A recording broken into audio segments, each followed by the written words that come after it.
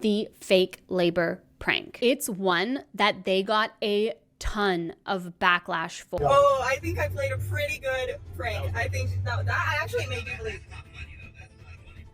No, absolutely not. The total lack of empathy from these two parents is jarring. The Churco family have the right to raise their children however they want to raise them. But when it crosses all these ethical boundaries and lines, that's where I come in and say, hey, this isn't okay.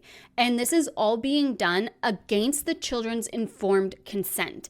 Stop damaging your children's mental health and emotional well-being. That's where you really see how monstrous these people truly are and where their priorities lie, which is in the content, not their children, filming content for entertainment for their audience.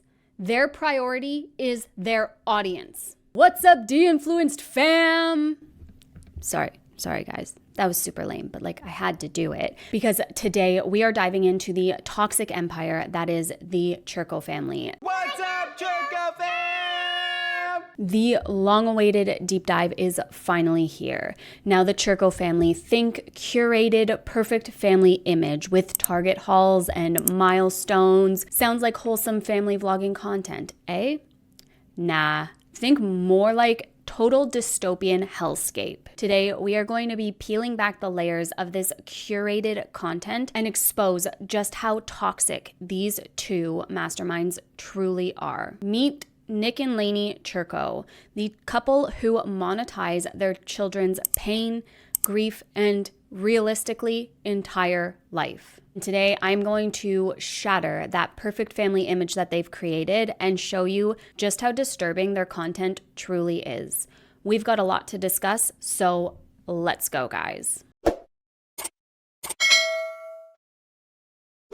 Who are the Churcos? They are a family vlogging content farm with over 4.9 million on YouTube, and they've just reached over 8 million on TikTok. They each have their own separate Instagrams, and they are cross-platform, a huge family vlogging family, I guess. And if we go ahead and take a look at what the Churcos have to say for themselves, the description on their YouTube channel reads, "Welcome to the Churco Family YouTube channel. We are a fun-loving family based in Georgia. We are all about family, and we want you to join Nick, Lainey, Blakely, Breyer, and Grady," oh, haven't updated it for the fourth baby yet, "on this journey as we grow our family and enjoy all the wonders that come along with it. We are so excited that baby number 4 is joining us soon, so stick around for that." Because of course, like every other family vlogger that ever came before them, some of the top content on their YouTube channel is pregnancy content and, of course, birth. But then we also have egregious displays of overconsumption, injuries, illnesses, and meltdowns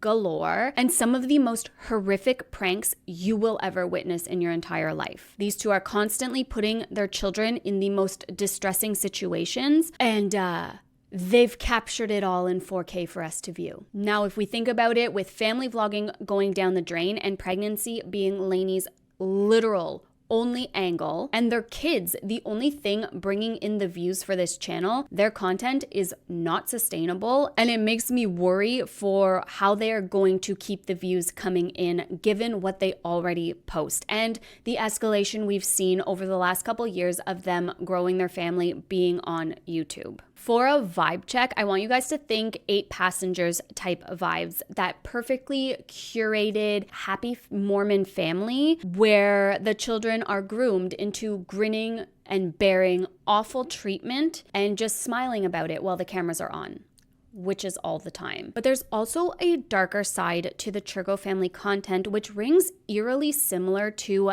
Daddy-O 5, which featured cruel a-hole adults pranking children into complete and total distressing meltdowns. Those who have been in the YouTuber commentary genre community for a while will probably remember the final prank that led to the Martin family losing custody of their 2 youngest children.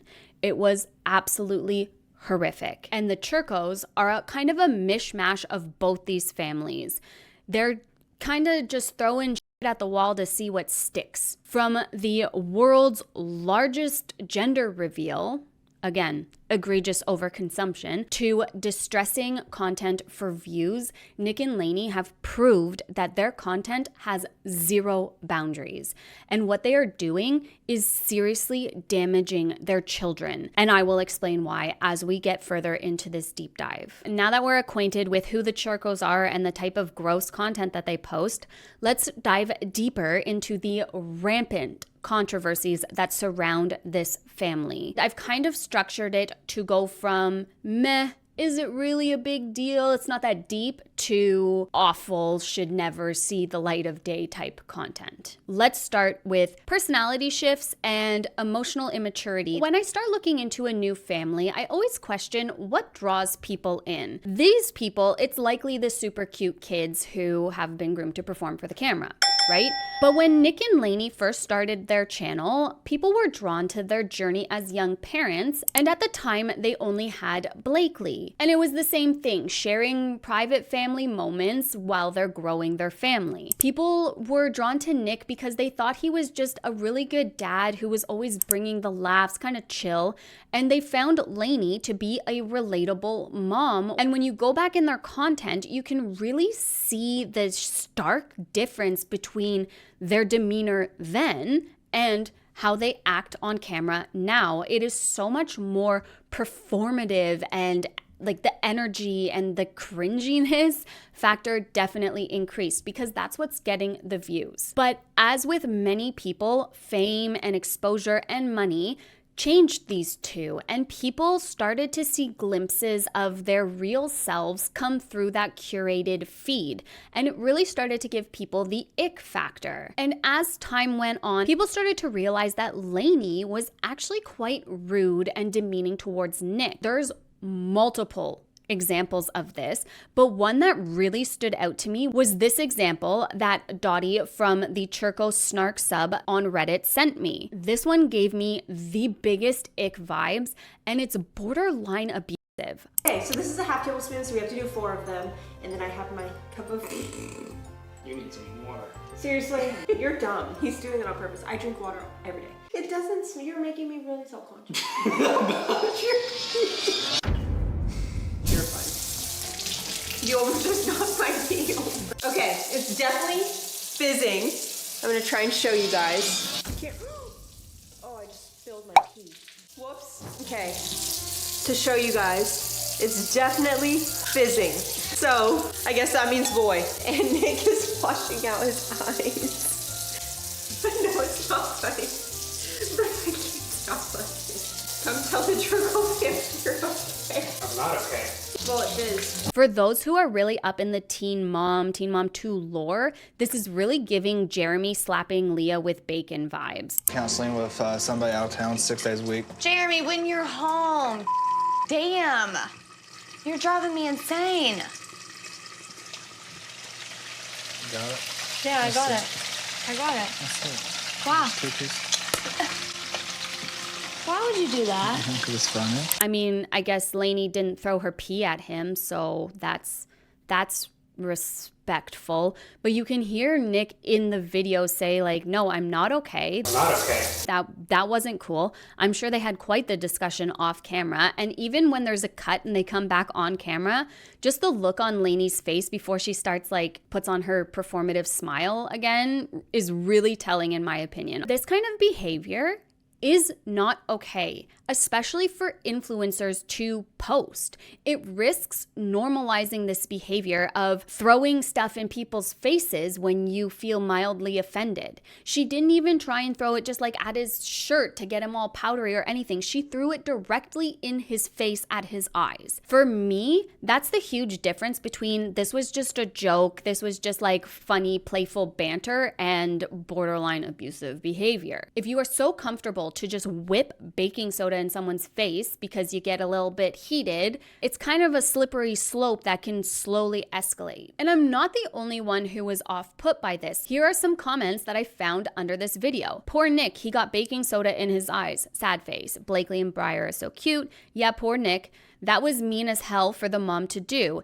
If he wasn't, I assume this was supposed to be wasn't streaming, he would give you an earful. Nothing cute about it. Yeah, she shouldn't have done this. Poor Nick. That was not funny. Now, Nick and Lainey are seemingly always poking fun at each other, and they always have this back and forth banter type of vibe. That just happened. And do you know where she I mean, learned that? she's right, though. Yeah, but do you know where she learned that? She actually started saying it herself. Yeah, I'm talking about the sass. Oh. Yeah, but she tells you, Daddy, speak nicer to me. Okay. Why do you always wear a hat? Blakely, do the honors. Look at your hair. That's why.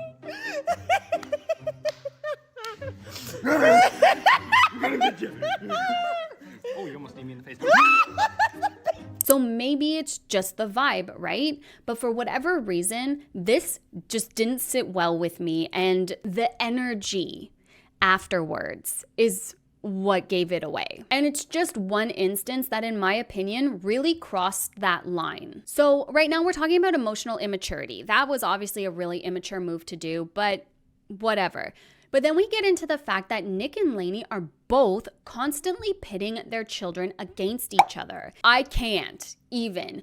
As parents, we're supposed to be on the same page. We're supposed to be a team. And here you are actively making divisive shit in your life.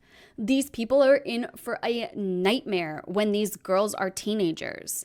And God knows what type of content they're gonna do with the boys. We've barely even seen them because they're just born. One example that stood out to me was this one where Lainey is encouraging Blakely to go convince Nick to get Starbucks after he had said no to Lainey, which, like, in my opinion, why not just go get Starbucks yourself with Blakely? Why are we doing this whole skit to set Nick up for failure, to pit his children against him? It is such gross behavior. I don't even know what it is. Narcissistic? That word's thrown around too much, but is it? Or immature behavior. And these people are parents of 4 children. Hey, Becky, Daddy said Mommy can't get Starbucks, but he'll never say no to you. Will you go ask him? Okay, come on. You told her to ask, didn't you? I did. Fine.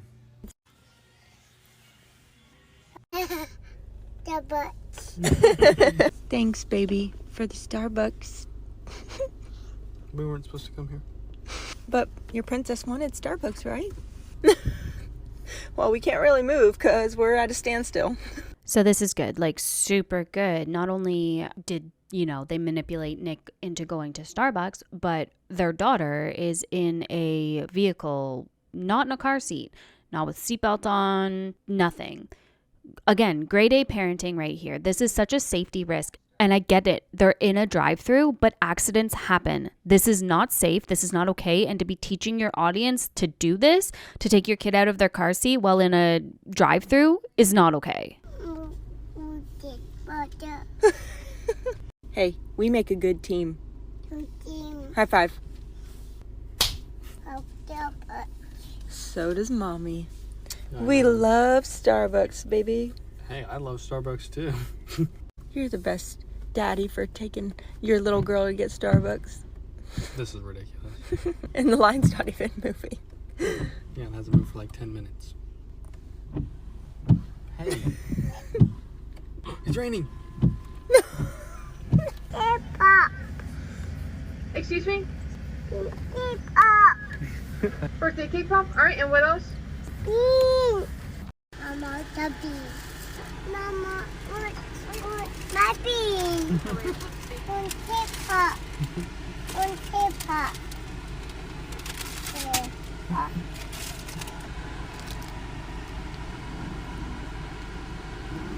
Oh, good. Mama, please. It is pretty. Whipping. There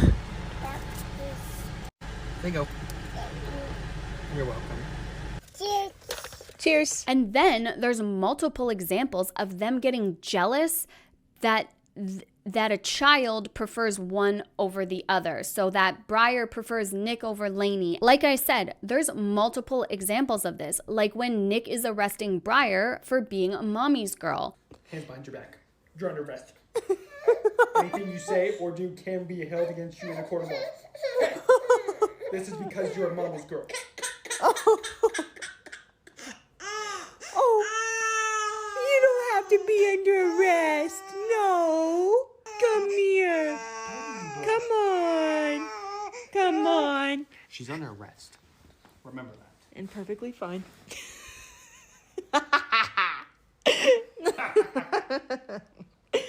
What can I say? She loves me. Yeah, I'm sure she does. Just make sure you remind her. Anything she says or does will be held against her in a court of law. What? Yep. Because she's a mama's girl, that's against the law around here.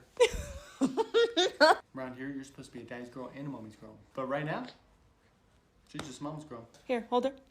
Here you go. You're under arrest.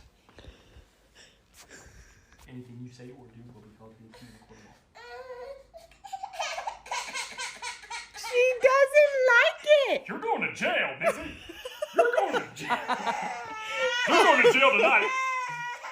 Stop it. Come here. She is yelling at you. Well, I wish I could yell at cops, but if I say that, then it's held against me in a court of law. Look, she's perfectly fine. I'm done with this. Or when they're sitting on the couch and Lainey goes to give Briar to Nick and she starts crying, which is just creating distress for views, something they really like to do, and we will get into as we go further into the more concerning content. So I've been seeing in the comments, Blakely's such a daddy's girl. Oh my gosh, which I'm not done. Might be true, even though I carried you for 9 months and I birthed you and I love you very much. Yeah, you birthed her right into daddy's arms. But this one right here, I don't even have to say anything. I'm just gonna show you. All right. Bye, Sissy. Why would you do that? Sissy, it's okay. Come here. No! Come here. Babe, she's gotta get used to you. Come here. Hi. Ridiculous. Okay, we're just gonna try one more time, just because all this time she's been a daddy's girl. Okay. Bye, Sissy. Bye. All right. That's all I gotta know. That's right. She loves her mama. It's okay, you're daddy's girl, right? Mm-hmm. Yes, that's right. I know you love your daddy. And I know you love your mama. Do you love your mama? Yeah. That's right. That's right. So rude. Or then we have this one where Lainey is punishing Briar and kicking her out of the house with the newborn baby in tow because she says that she prefers daddy over mommy, which again, why are we even putting kids in this type of situation where they have to choose between mommy or daddy? And then on top of that, we are scolding them for choosing the other parent or for whatever the case may be. Sissy Briar, who's your favorite, mom or dad? Who's your favorite, Sissy, mommy or daddy? Daddy. That's right, baby. Daddy. What do you want to take? Daddy. Oh, get over here. Get over here. What do you want to take? You want to take some shoes? Do you want to take some shoes? What do you want? What do you want to bring? All right, we got you some shoes. Might as well need some outfits. Come here, let's get some. Okay, mini robe. All right, here you go. Here you go. Let's go. Let's go. Let's go. Come on.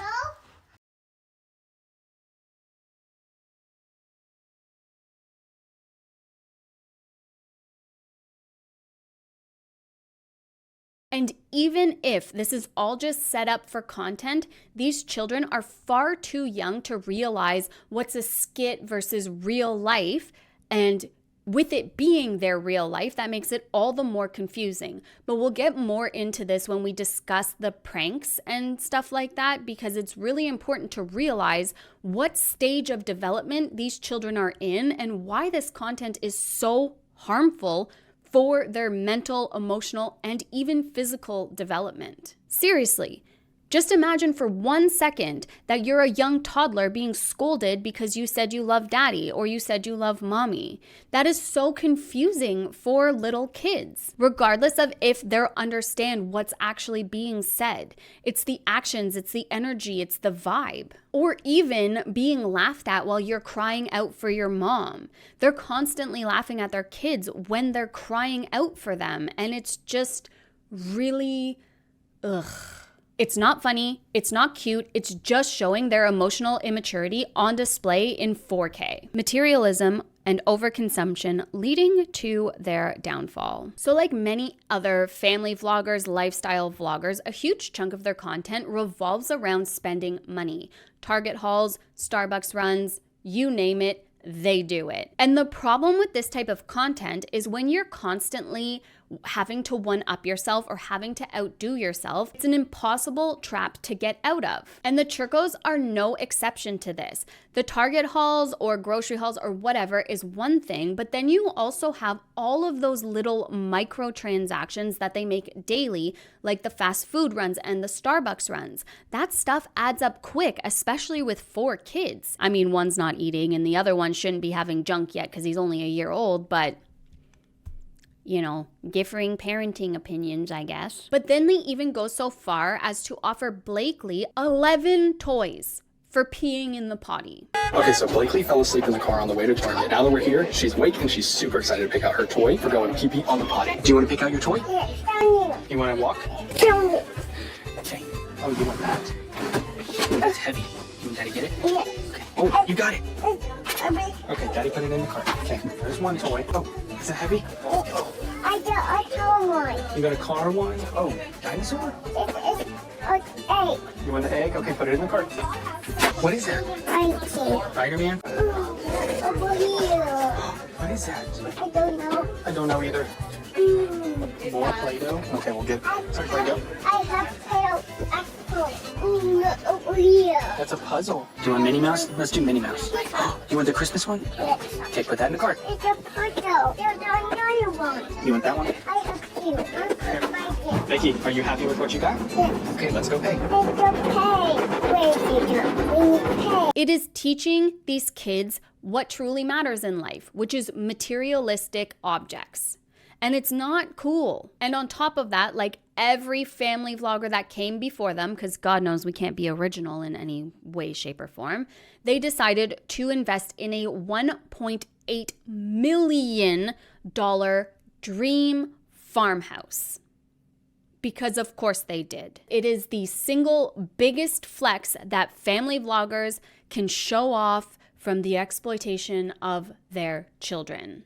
Because realistically, if these two didn't show their children, their platform would crumble. And what's interesting to me is they constantly say that this was supposed to be their forever home. And in a super clickbaity video where they clickbait their baby's x-ray results, which they only talk about for about 30 seconds at the very end, classic clickbait family vlogger move right there. Lainey says that this is their forever home, that there's enough rooms for them to grow and expand their family, and they don't plan on moving. She also mentions in that video that they're installing security cameras all around the perimeter and inside, and a massive alarm system, which good. With this big of a following, that's absolutely necessary. I've honestly had such a busy day. We went and picked up the pig, and we've also had so many people at our house. We have people coming, they're installing Mac Daddy cameras all around our property. We are getting like 25 plus cameras put on our property. And then we have people here also doing an alarm system. That way, if when it's set with our code, if any doors, windows, anything in this house opens, it literally, the alarm goes crazy, strobe lights, calls the cops right away, craziness. And she also in there mentions the renos that they're doing to the barn. We have people coming for the barn. We're starting our barn on Wednesday, which is huge. We are so excited about that. And there's no inkling that they're going to be moving out of it or that they want to move out of it. It's their dream home. And you know, she's talking about all these renovations and installations before their grand New York Disney trip that was coming up in December last year. Hopefully things will start settling down before we leave in December for our Disney and New York vacation. Cool. And then if you remember me saying a couple times now, they also threw the world's largest gender reveal party. God knows how much money they spent on that. And why am I bringing this all up? Well, because fast forward to now, people have realized that the Churcos have actually moved out of their dream home, and they've yet to comment on it at all. I actually just saw a post here on the Churco Snark page from just 2 hours ago. Did anyone see their latest Snap stories? Nick looks like he's in a new farm and the animals like they are put in there together. Did they bother to give an update on their house and farm, or are people just blindly believing everything they said? And one answer here says they have shown the animals in this new enclosure on Snapchat several times since they moved. I can't tell whether it's part of their new property or somewhere they're renting for them. They haven't mentioned anything at all about why they moved. I wonder if it could have been security reasons. The house was very easily identifiable from the amount they showed in their videos, but since they moved, they haven't done a house tour. They don't show the exterior of their property. They don't seem to video more than just in their living room. So it makes me wonder if something happened security-wise in the other house, which is definitely a possibility, a very scary possibility that these two went through, because they have hundreds, if not thousands, of people who are very obsessed with their children. And that should scare anyone. Some of the comments, which I'll get into here shortly, about their children is crazy. It's unhinged, obsessive fan behavior. So it wouldn't surprise me if there was a security risk, but they had all the security cameras installed, the big alarm system installed. So to me, it more so is seeming like they just couldn't afford the mortgage and to keep up with their egregious lifestyle with only content as their source of income. I did a quick little, what would the mortgage on this house be? And with just a 20% down payment, who knows how much they put down? They could have definitely put down more than that. The monthly mortgage payments would be around $9,000, upwards of $11,000 with taxes. And that doesn't include internet, it doesn't include phone, it doesn't include heat, hydro, electricity, none of that. That is just for the mortgage payment and taxes. I couldn't even imagine. Even if I was a billionaire, I don't see the want to spend your money there. It's the same with our whole housing situation now. Just because we can afford this, if we can get something cheaper elsewhere, wouldn't it be better to go get something cheaper elsewhere? You know, and get ahead in life instead of trying to struggle to afford something more expensive? It doesn't make sense in my brain, but I am a stingy bitch. So, but ultimately, it looks like they have officially moved out of their big dream home. Allegedly, they still have their animals. Maybe they're just paying to board them elsewhere. And I don't know what's happening. Maybe they'll address it one day when they start getting more and more heat, but for the time being, that's what's going on. And that kind of segues nicely into the mistreatment of their animals, which gets to be a bit of a heavier topic because some of the stuff is just awful. So the first thing I want to discuss in this section is the fact that they have adopted 4 Cane Corsos and rehomed 3 of 4 of the puppies. First, they got Blakely a puppy for her 2nd birthday, which, side note, can we stop doing that? Don't get children animals for birthday or Christmas presents. It is not good to do. This is how failed adoptions happen and why most shelters won't even adopt out in the month of December to avoid the failed adoptions. Why? Because it is forcing children into a level of responsibility that oftentimes they can't comprehend. And the animal just ends up getting neglected and then ultimately rehomed because it was never actually wanted as a companion, as a pet. It's disgusting. So the first one, Bear, that they got, he lasted about a year before getting rehomed. But before this, they got 2 more, Apollo and Rogue. Rogue apparently only lasted about a week due to food aggression, because God knows we can't train 3 puppies and have 3 babies and all the thing. I don't know when they wouldn't have had 3 babies at the time, but you know what I'm saying. Too lazy to bother to train the puppies, and having 3 of them at the same time would definitely be super overwhelming. So they got rid of Rogue, and Bear and Apollo lasted about a year before getting rehomed due to alleged noise complaints. Hey guys, so I actually never saw this prior to filming this video, the whole reasoning and BS as to why they got rid of the 2 Cane Corsos. Allegedly, they were destroying the rental home that they were living in, chewing up the baseboards, because again, can't train the dogs, right? It's always the dog's fault. And the neighbor was complaining about whatever. And they decided to give them up because they didn't know when they were going to move, only for the next sentence that came out of their mouth being that they are moving in about a week to the 22-acre dream home. So within a couple weeks of rehoming these 2 puppies that they adopted and chose to bring into their home, they moved to the farm. And I'm so shook right now. I'm so livid. Oh, and on top of that, just 2 weeks ago now, maybe like 2.5, 3 weeks ago, they adopted another puppy. Because of course they did, because they can't freaking help themselves. Using dogs as disposable items is disgusting behavior. All right, so we have some huge news that we want to talk to you guys about. It is crazy. It is crazy, but first we're going to get into some more serious stuff. We have been seeing a lot of comments asking about Bear and Apollo, our Cane Corsos. They are not with us anymore. And before you guys get mad, we have to just talk about what actually happened and why we had to get rid of them. So starting, we are in a rental home, and this is not our home, and we have it's our home, but it is it's our home, not. but we don't own it. So obviously someone else owns it. The dogs obviously, as puppies do, started tearing up the baseboards, chewing on them, and we were not mad at them about that. They're puppies, we understand, that's what they do. But with this not being our home, it caused a little bit of confusion, and we were just like, this is not our home. We felt bad. We felt bad because it was getting destroyed and we were going to have to redo it, which we did. And then on top of that, we were getting complaints about them being here by our neighbor. Our neighbor was being very sensitive.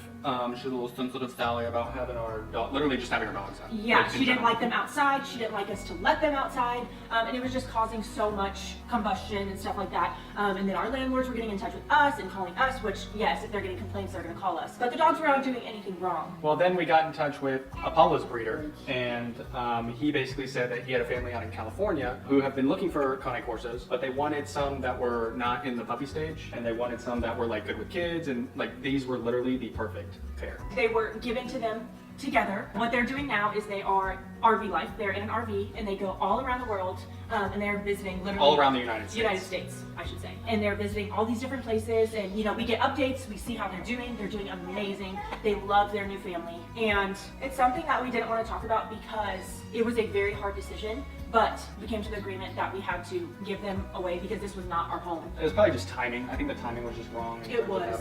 And we were looking for a new house, but we didn't know when we never found it. We never found it. And we didn't know when we were going to be moving, when we were going to have our own home. Well, fast forward. Now, even bigger news, we now are about to move in about a week from now on 22 acres, and it's a brand spanking new house, 8,600 square feet. Basically, with that being said, our dream home. We have so much land, and we really wanted another Cane Corso. So we were gonna get one now that we have the means to do it and the land and all of that. And I believe they still have the 4th Cane Corso named Kane. He's still with them. I don't know, because they're kind of weird with what they're showing, not showing. And immediately when they moved to the farm, they went overboard buying barn animals because, of course, the materialism and overconsumption can't just stop at, material things. We gotta overconsume animals, buying them on a whim, adopting them only to rehome them or neglect them like some kind of epic flex for content. It's absolutely sickening. And the worst part of it all is they got some exotic animals, some emus, with zero prior knowledge on proper care and handling of these animals, which ultimately led to one of their emus passing away. We'll talk more on that in just a little bit when we get into the distressing content that they film and post for millions to consume as entertainment. It is so incredibly sad for these poor animals. I feel so terrible for them. But why would we do it? Well, for the plot, of course. To make their little role-playing adventures look more realistic, I guess. Animals are not props and should be adopted into their forever home. Just the dogs and making content out of those puppies and rehoming them alone drives me up the wall. It grinds my gears. You know what really grinds my gears? It is not fair to those poor animals. And if that is the same breeder who is selling them, these dogs, because God knows we can't adopt a dog, we have to buy a designer brand dog, right? From a puppy farm. If it's the same breeder selling them upwards of 4 dogs without any type of referencing that they, rehomed all of them, that is extremely irresponsible on the breeder's end. And while I am empathetic to failed adoptions, they do happen. Sometimes it's not a good fit. What the Churcos are doing is not okay because they are adopting animals, exploiting the ever-living crap out of them while they're cute little puppies, and then rehoming them when they get too hard to handle. Animals are not content and should never be used as such. And the egregious mortgage payment and the constant daily spending at Target, Starbucks, all that stuff. On top of that, we had this addiction to adopting more and more animals. I guarantee that's why they lost the farm. They bit off way more than they could chew and spent way more money than they even realized. And on top of that, you have to feed these animals, which is a huge expense in itself. They've had horses, which are very expensive to feed and board, one of which they had to get rid of because it kicked another one, because again, we can't actually provide proper, safe environments for these animals. And if you look at the price tag, the dogs go for $1,500 to $4,000 each, and they've bought 4 of them. Emus go from anywhere from like $250 to $300. They had 2. I believe only 2. Horses are $2,000 to $5,000 alone. And they had 3, I believe, and a pony or something like that. It is unhinged. Those are 2 topics that I really wanted to cover because I thought they were important in the grand scheme of things. But now I want to focus on the truly disturbing and distressing content and the victims in this situation, the children, because ultimately they are victims of their parents' content at this point in time. Exploiting kids for clicks and cash. We've seen some really crazy stuff on this channel, right? Some unhinged behaviors, some toxic parenting, the whole 9 yards. But Nick and Lainey really do take it to that next level. They have chosen to monetize every single aspect of their children's lives and childhood. It's actually quite sad. These kids are gonna have so much to say when they outgrow this because, yikes. They've monetized pain, private moments that should have never seen the light of day, and even times of pure distress. Every single milestone and waking moment in these children's lives is filmed and made into content for people to consume as entertainment, and it strips them completely of their autonomy and consent. Their children have now become props in their content. Think about that for a second. It's almost like they don't even treat their children like they are actual living, breathing human beings. Just these characters playing in this skit that they play online. Blakely is labeled as the princess, the golden child, and carries the fate of this content on her tiny little shoulders. And Briar is whatever they decide to label her, the foodie, the sassy one, the stubborn one, the chunky one. Nothing ever inherently positive for that sweet little girl. And I want you guys to just imagine for 1 second how fucked up that is for a child. To have the way the public sees you based on the perception that your parents post of you online, and have them come and criticize you based on what your parents post online against your informed consent. Because children cannot give informed consent, nor can you give them all the information for them to give informed consent. They claim to show all the real and raw moments of parenthood, not just the bright and shiny ones. But then when you call out the behaviors, it's, oh, you only see 5 seconds of our day. Which begs the question, well, why are you simply showing these 5 seconds then? Of all the 5 seconds in the day, you chose to post these ones. And the scary reality is it's not like child actors, which I'm sure comes with its own mental mind messes ups, but this is these kids' real lives being filmed, being posted, being commodified. There is zero work-life separation, which is unhinged to even be saying when we're talking about children. No work-life separation. Because their work is their lives.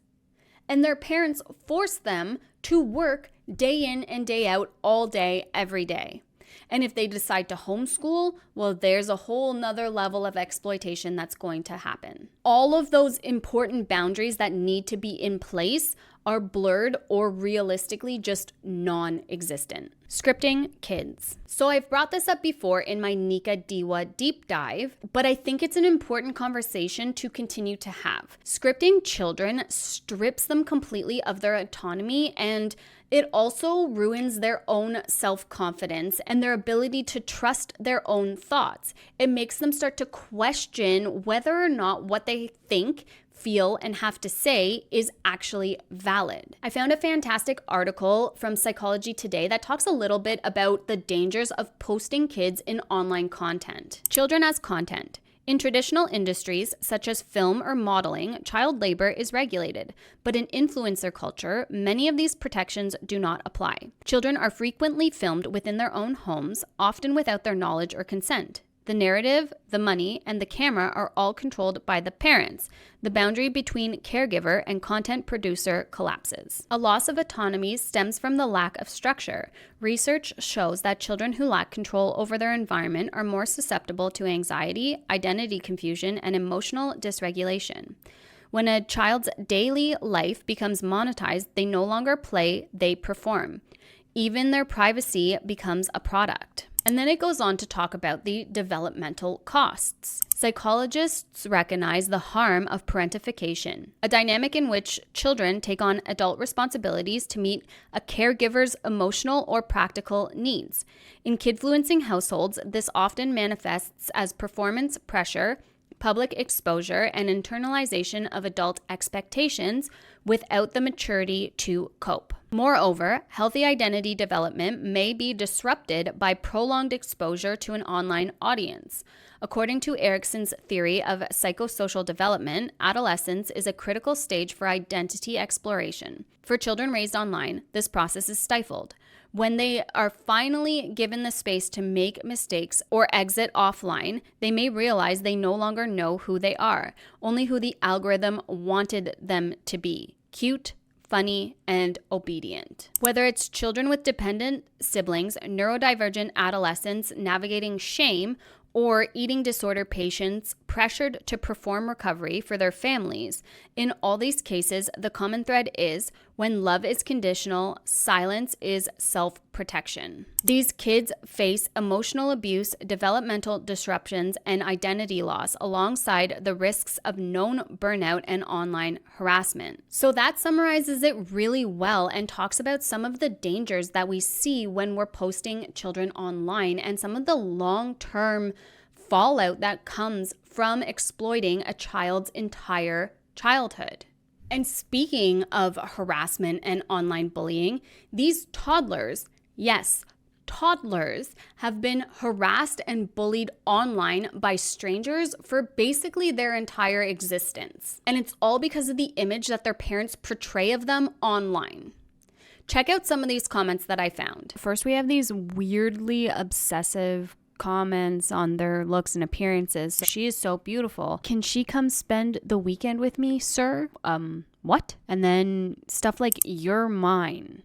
Talking about someone else's toddler. You're mine. Okay? I'm addicted to watching Briar's adorable face and her actions, and I never get tired of watching her videos again and again. Like, what? Okay. Hello, Briar. I want to be your boyfriend. a toddler, guys. A literal, maybe infant at this point. My beautiful baby girl, yummy. Can I be your nanny, sissy? Like, these comments are so weird and creepy and parasocial. It's unhinged. And then we have weird comments about their potty behaviors and potty training them, like this one. I'm going to potty train her, then get her in the bath butt naked. Like, that is effed up.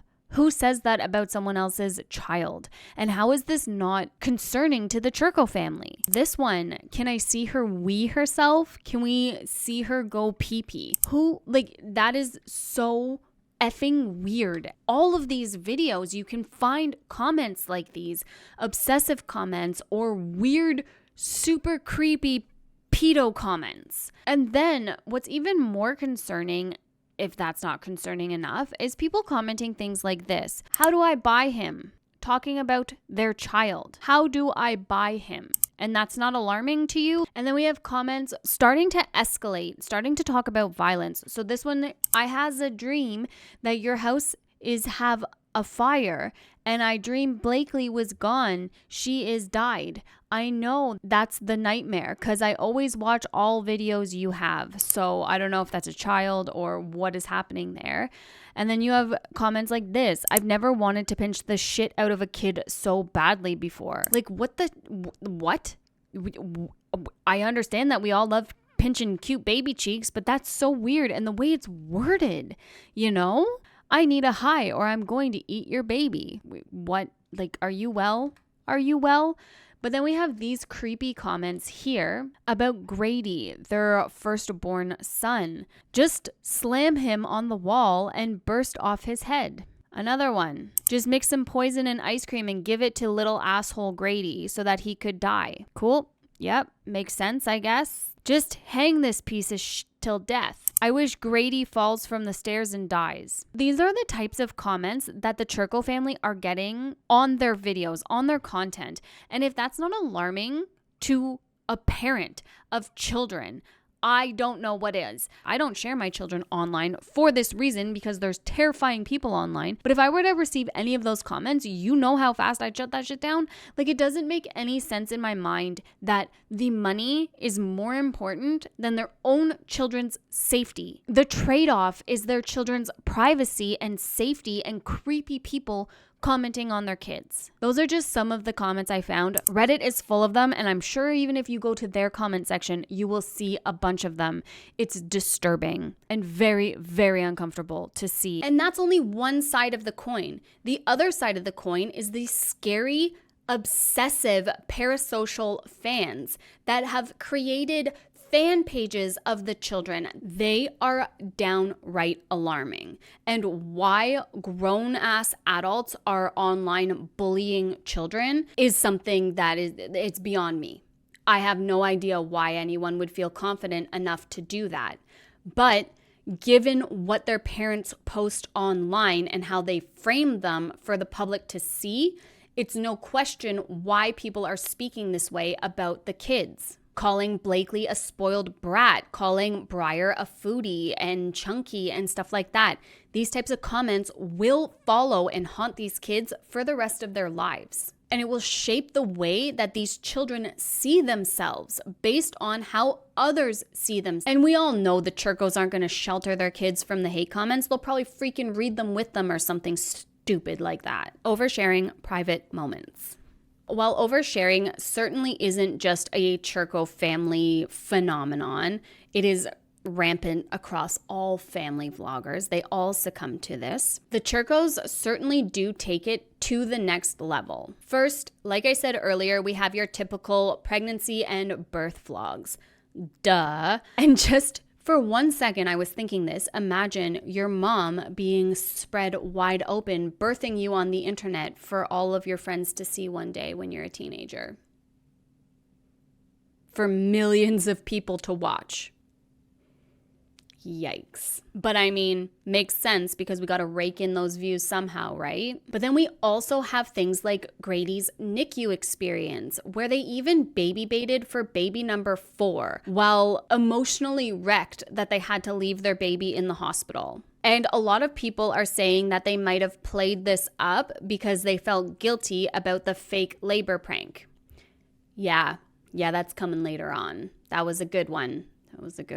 But baiting baby number 4 and the claim of mastitis before even being seen by a doctor, all of that, it really makes you question the genuine nature of their content. As a NICU mom, I can understand why NICU content could be helpful for some or a sense of solidarity. It's an extremely isolating experience, and one quote that I remember profoundly from my time as a NICU mom was, if you know, no explanation is necessary. And if you don't know, no explanation is possible. And that sums it up perfectly. The isolating, traumatic experience that having a child with a prolonged NICU stay is, and going through that. So there may be value in sharing your NICU experience so that other moms don't feel quite as alone. Not a whole lot was revealed in this video, which makes it feel not so relatable, but extremely out of touch. And I'm not saying that they should have revealed more because we don't want that stuff online, but it feels like the entire video was posted simply to garner sympathy and clicks and views. And no, this isn't the pain Olympics. Any NICU stay is hard, it's traumatic, it's not what you wanted, but a lot of people feel like they really amped it up and played like their baby was genuinely dying for views because they felt bad about the false labor prank video. But overall, that video to me just felt really performative and solely for sympathy clicks, and just kind of a rinse and repeat video on the Churco family content farm, to be very honest. There was no awareness, there was no education, there was not even any real talk of the struggles. It was just, this is what's happening, and we're also going to Starbucks, and we also got fast food for lunch, and we're going back to the NICU. They honestly have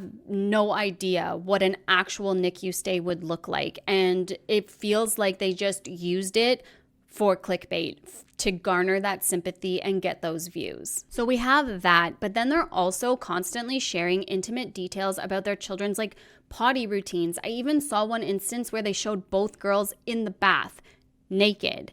And it made me kind of chuckle because recently Nick was saying that they didn't film Briar because she spilt soup all over her and was eating only in a diaper. I don't know, maybe they had some grand epiphany, grand awakening with whatever type of scare they had at the farm, but like, you don't care about that stuff. You never have. You showed your kids naked in the bath. And I can't even imagine being a child of parents who plastered all of this information online of me and basically served up bullying content on a silver platter for when these girls go to school one day, when the boys go to school one day.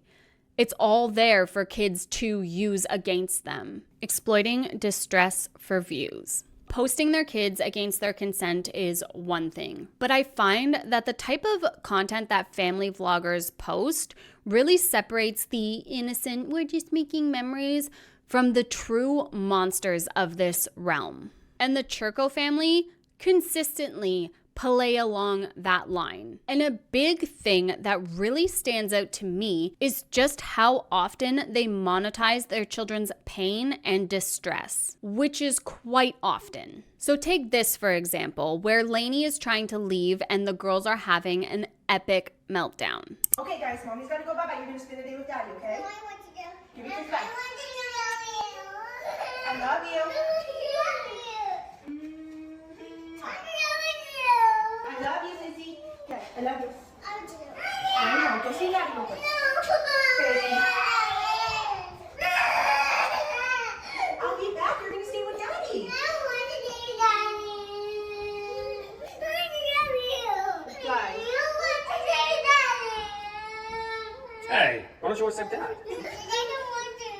Just sit right here. Baby.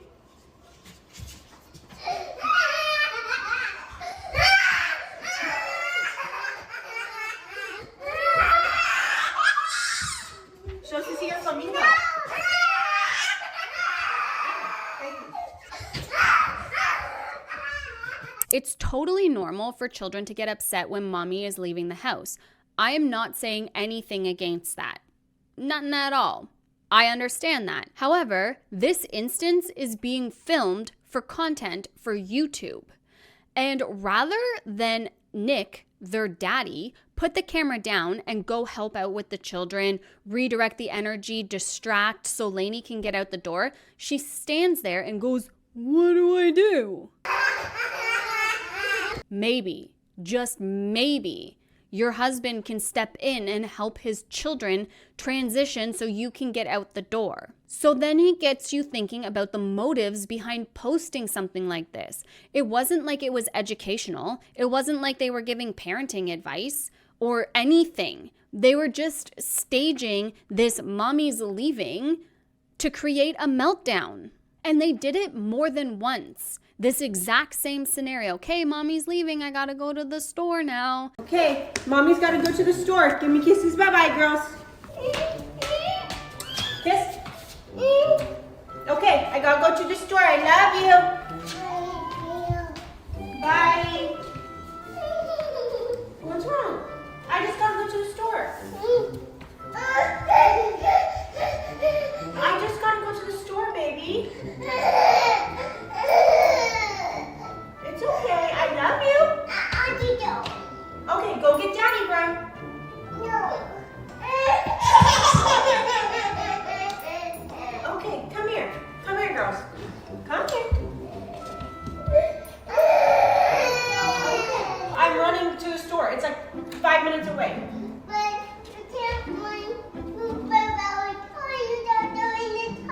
Oh, I'm not actually gonna run. I'm gonna get in the car and go. And just creating all of this distress in their children without any comfort, without any redirection, which is really no surprise because every single time they post their children in distress or crying or anything of the sorts, they're sitting there laughing at them, or better yet, cackling like damn hyenas at their children, crying out in pain, or they're smirking at them while they're having a meltdown. The total lack of empathy from these two parents is jarring. And another unhinged and diabolical display of this was when they posted the video of their emu dying, with both girls having mental breakdowns over one of their pets passing away. I covered this situation more in depth, which I will try and remember to link on screen, or it will be down in the description box if you want to learn more about it. But basically, what ended up happening was their emu got sick. Rather than having a vet come look at it or take her to a vet, God forbid these independently wealthy people take their animal who is sick and lethargic to a vet, they just treated it with some iodine and called it a day. And the next morning allowed Blakely to go down to the barn to check on the emu who had passed away. And they let their small child find their dead animal lying on the ground. And then they filmed a whole intro in front of it, but they blurred the body. And this whole gross content that was edited to be entertaining for people. Well, these girls are crying over their pet. They're digging a grave. I don't want to bury my emu. And not just that, but in that video, we also see a gross display of overconsumption because they bought 2 giant bouquets for this emu's grave.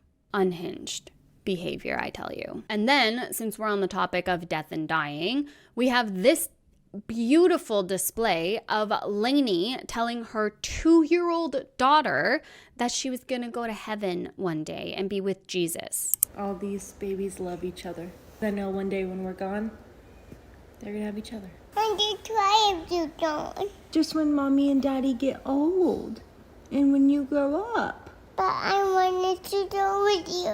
One day it's gonna be my time to go see Jesus. I want to go with you. That's in a long time from now. And when I go, you'll have your brother and your sister. But I want you to stay here. I am gonna stay here, baby. I am. Do you know every time mommy has a birthday, I get older and older and older? Just like you.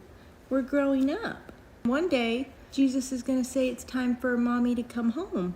But why do you want you to see him. Jesus is going to decide when that is, but I'm going to be here with you for a long time.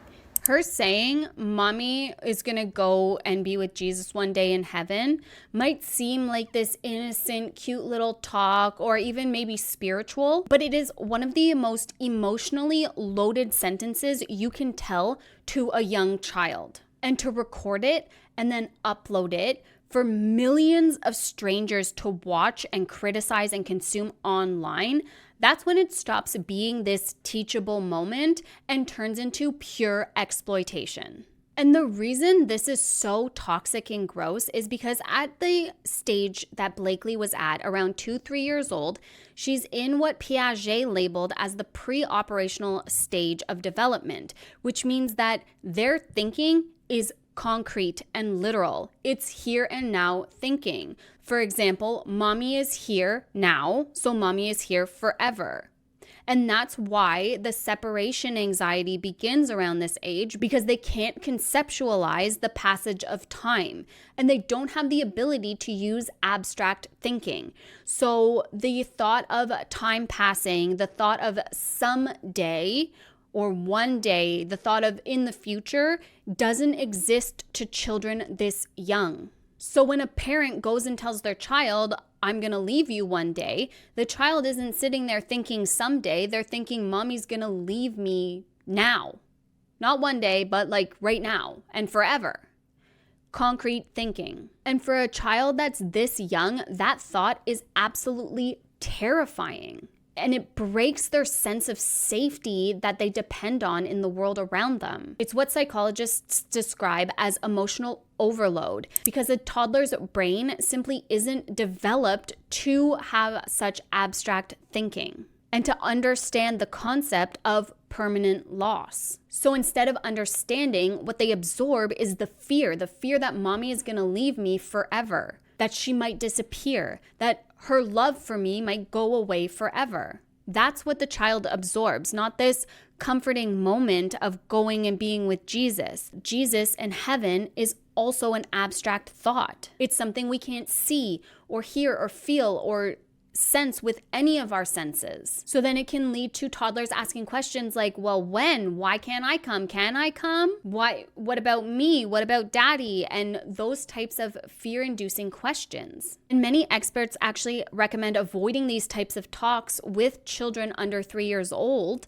unless they bring it up naturally or unless death occurs. And then even then, you need to keep it really literal and really concrete. Something along the lines of bodies stop working when they get very old or they get sick. Simple language for simple brains. But this was not that. This was an adult inserting their own concepts of death into a toddler's mind for content, for people to consume as entertainment.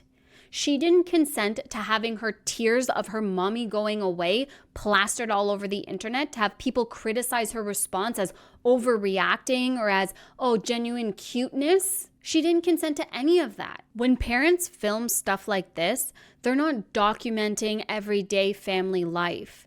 They're commodifying their children's pain and trauma. The camera takes it from something sacred, this child's emotional response to this, and turns it into performance. And for what? For parental validation?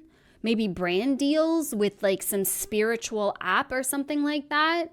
At what cost? There is no educational value to posting this content online.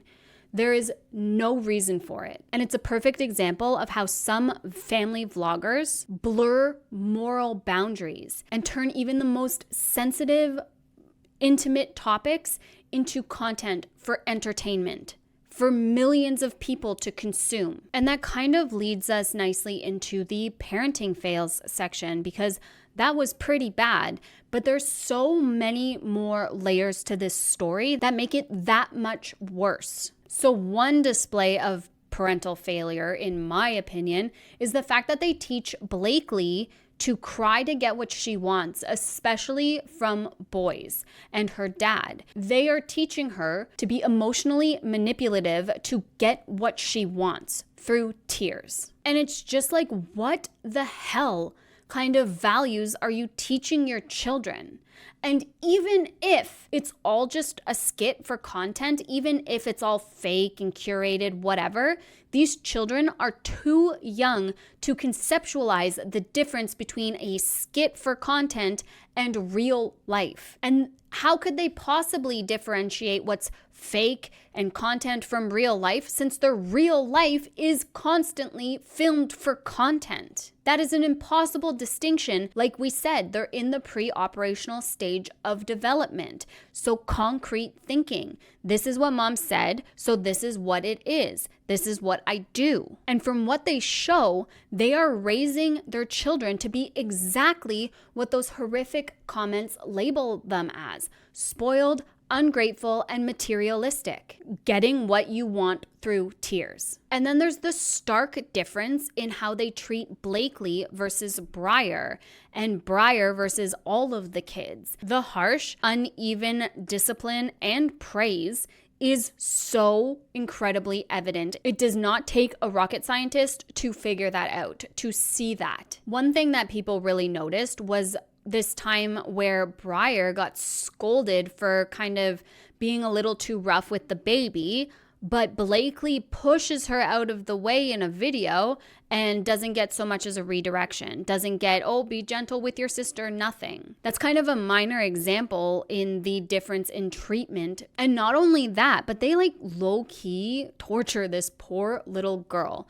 They're constantly giving her stuff only to take it away and then laugh at her when she cries about it, or giving her stuff to make her stop crying, only to take it away because it's too much and a toddler can't have an entire can of Coke. It's actually unhinged behavior. One example of this was when Nick throws a Oreo cookie at Briar because he thinks he's so funny because he stole it from Lainey. And Lainey comes in and starts kicking up a fuss and a scene.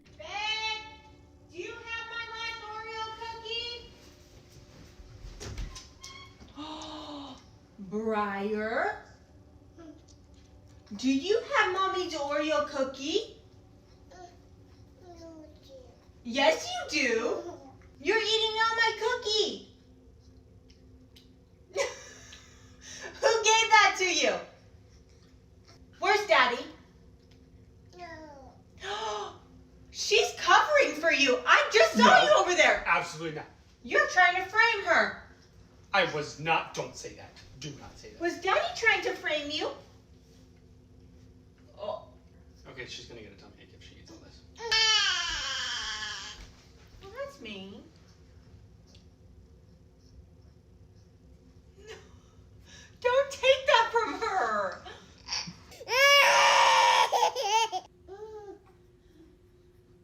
All better?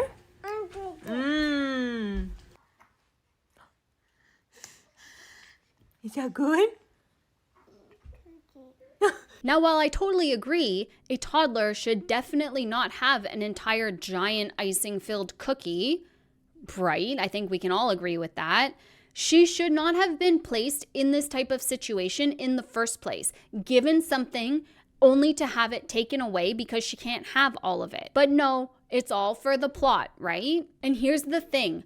I genuinely think that these people think it is funny when their children cry, because not only are they constantly laughing, but they film it as funny content and upload it to millions to consume as entertaining content. They're children in distress having utter mental breakdowns. That is so sad. It's so sad that these children's sense of safety and security is completely stripped because it's all for content. And the thing with the cookie content that makes it all the more enraging is it's not like she even came across it herself. Toddlers are quick. They swipe things real fast. No, it was given to her only to have it taken away. Obviously, she was going to cry and freak out. She's a toddler enjoying a sweet treat that you took away. Haven't you heard the saying, don't ever take candy from a baby? That's why. And it's either that they take it away or they just let her have it all because they don't want her to cry. Primo parenting choices right there. And yes, I'm judging. Mickey's judging too. Look at that face. He's so cute. And then there is one time where she seemingly swiped someone's Sprite. Trying to blame it on our 2-year-old daughter? It was not me. Give mommy the Sprite. You can't have Sprite. How about some water? Oh, is it good? Yeah? Oh, that was easy enough. She's trying to open it. Do you want to try it? I think that's a yes.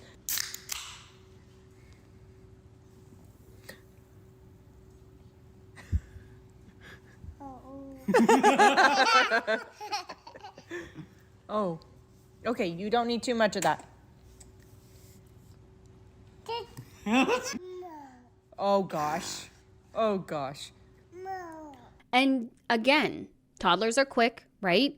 And yes, they should take it away. But there's none of that. Instead, it's, my lunch is not for you, sir.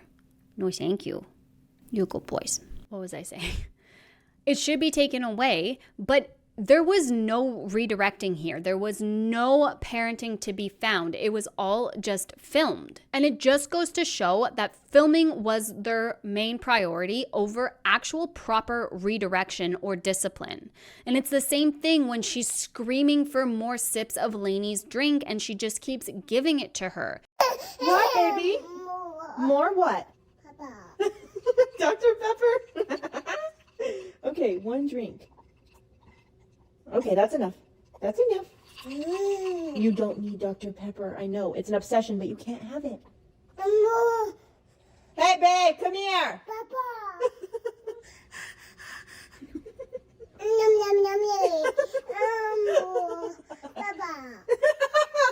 Come here. What is this? Dr. Pepper. So is nothing mine? Okay, the obsession is real. Okay, no more. You don't need any more. You need water. Water? Do you want some water? More what? How could you say no to that? Is that good? Instead of any type of redirection or parenting, no, she just allows her to have it, so she stops screaming. I don't know what kind of lessons they are trying to teach their children, or other people for that matter, but this isn't educational parenting content. Arguably, it's not even relatable parenting content because most parents would not put their children in this kind of situation and film it and post it. Just saying. And even if it was about parental education, they didn't need to show Briar at all. They could have explained the situation and how they handled it, rather than actually showing her in a meltdown. But no, of course they didn't do that because it was all about the views, and right now, Briar is the one bringing in all the views. People are obsessed with her. Oh, babe, she's crying. She's crying. She's crying. You know what to do. You know what to do. Okay, here, Peppa. Here.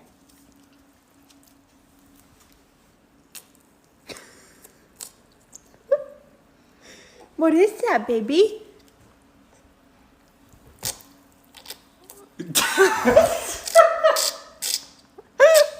What is that?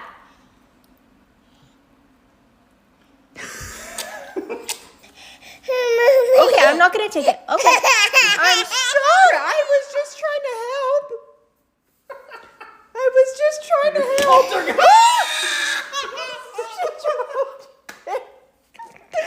She's mad. She is so mad that she just dropped that.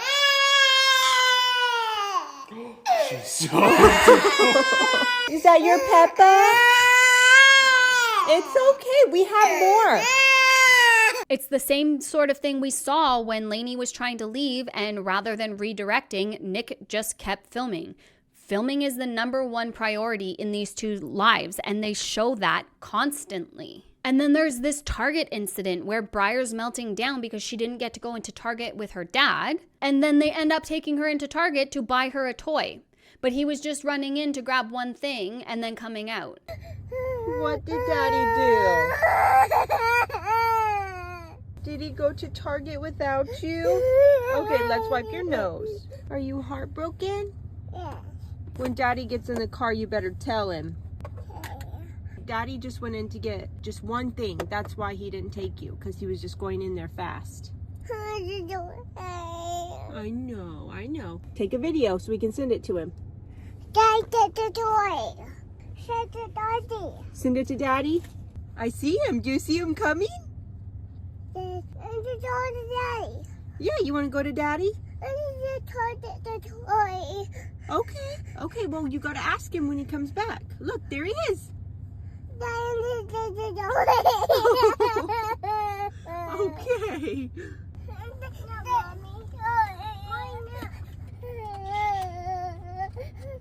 Looks like I gotta go get a toy. Yes, you broke her little heart. You wanna go get a toy?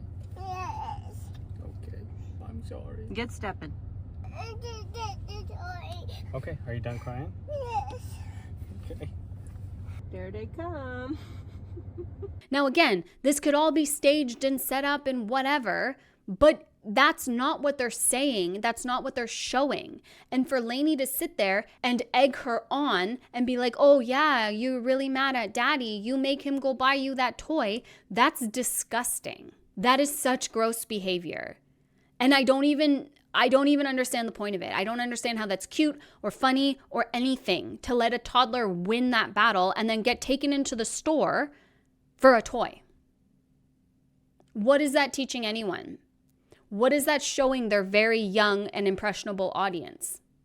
Not good things. It's once again pitting the girls against their dad and allowing them to manipulate him to get what they want. The priority is always to keep filming, even if the girls get injured, like the time that Briar fell out of the shopping cart and had a huge goose egg on her head. Nope, keep those cameras rolling. It really gives the vibe of old school OK Baby when Oscar flew the drone into their eldest son's face and then filmed him with a bloody face and then used that on the thumbnail to get clicks, to get views. That's gross behavior. It's disgusting, and it's content that should never be allowed to be posted online. And it really makes me think that they do this crap on purpose to Briar because she has such big reactions and emotions and constantly make her the butt end of the joke. Which brings us nicely into the prank section. And this has to be one of the worst of the worst because all they ever do is make their children cry.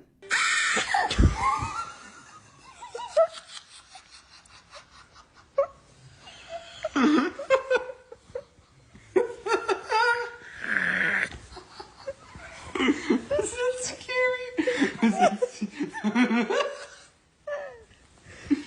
Are you okay? You're okay. Sit down. Sit down. Right here. For content, for views, for social media clout, for money, I don't know why, but they are sick and twisted and enjoy manipulating their children into tears through pranks.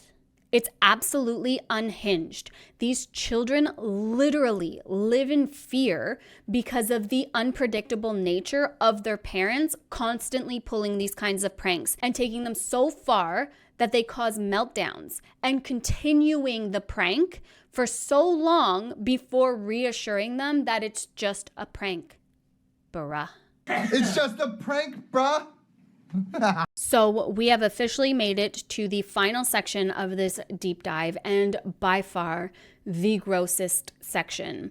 This is where the Daddy-O 5 vibes really shine through, which is so incredibly sad. Practical jokes, pranks should be funny, right? I think we can all agree. But also, furthermore, they should be funny for everyone involved. And that is exactly where the Churcos have lost the damn plot. And like, it's not even, the plot isn't even existent anymore. It's like on a different continent or something like that. Because the pranks that they pull on their children cause serious amounts of distress. But why exactly is that such a big deal? Why is that a problem? Well, what it's doing is it's eroding the children's trust in their caregivers. It's eroding their sense of safety and security in their own home. And a big indicator to me that this is all just for content is the fact that they've used the same prank multiple times. So one big example of disgustingness is the poo pranks that they pull on their children. Hey, Briar! Hey, Sissy, will you get Mommy some toilet paper? Over there. Briar, get me some toilet paper right there. Can you get Mommy toilet paper? Oh, thank you. Oh, oh. Sorry, I got some poo-poo on you. I'm sorry.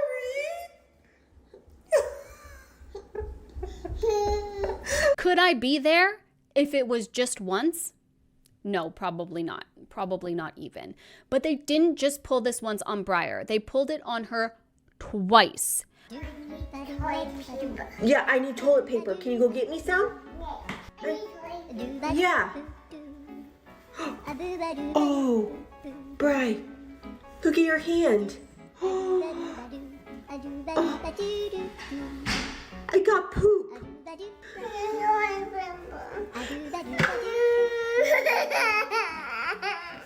Okay, let me wipe it off.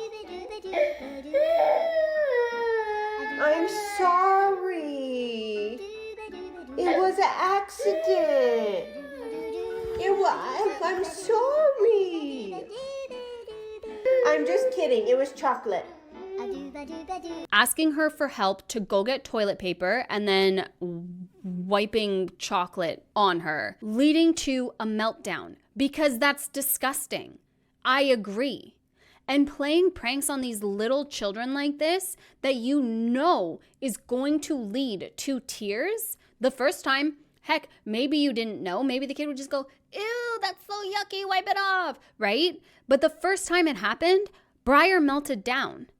What do you think's gonna happen the second time you do it? She's gonna melt down again. And they also did it to Blakely. Can you get it for me?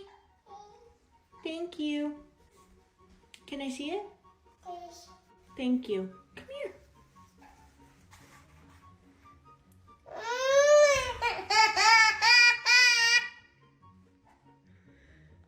Becky, it's chocolate.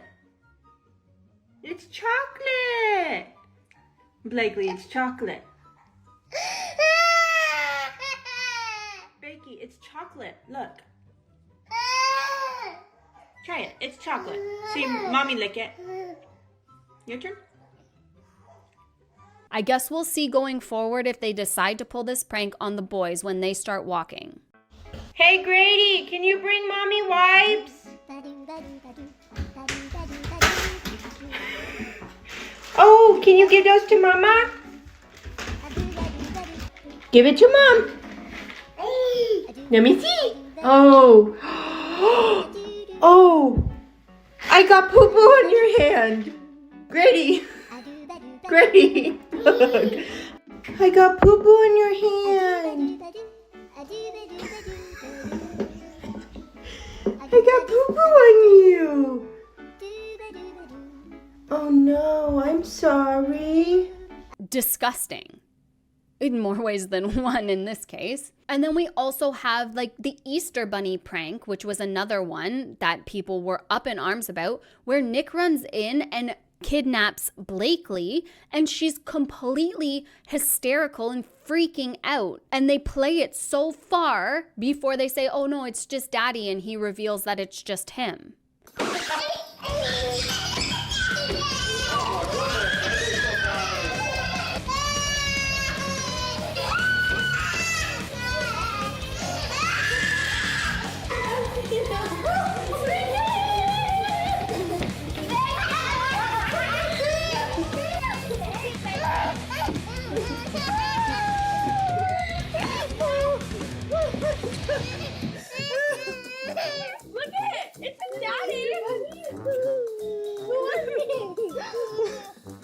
No. Did Daddy scare you?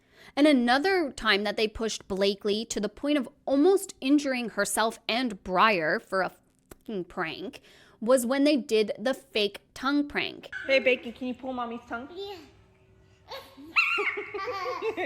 Can you pull Daddy's? Yeah.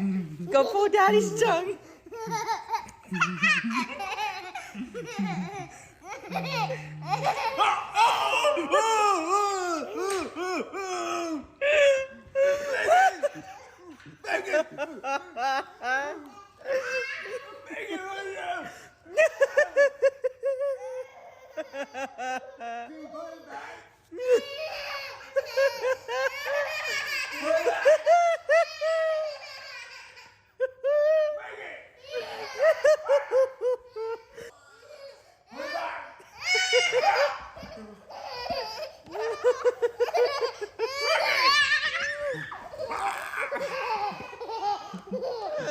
Did you pull it?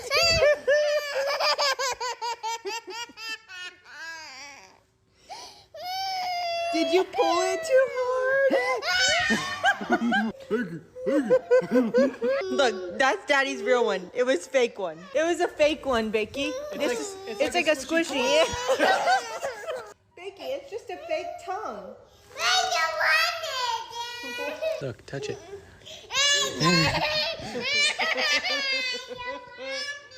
See, that's Daddy's tongue right there. Look, touch Daddy's tongue. Look. That one was really disturbing. She was terrified. And even after, they're trying to like convince her to go and touch the tongue and it's just fake, it's okay. And she is traumatized. What value does traumatizing children on the internet provide? And someone is going to get hurt eventually if the Churcos continue to escalate these dumb pranks for views. Because it always has to escalate. It always has to one-up themselves. It's the exact same thing that happened with Daddy05. His pranks started off relatively innocently in the beginning, and slowly, as they approached the 100,000 mark, they had to make it more intense, crazier pranks, or pranks, disgusting behavior. And speaking of people getting hurt, they did this prank where they pretended to bounce Blakely's head off the wall. Oh my goodness. Oh my gosh, are you okay? Baby, are you okay? Did I hurt your head? It's okay. You're a drama queen. You want Daddy kiss your head?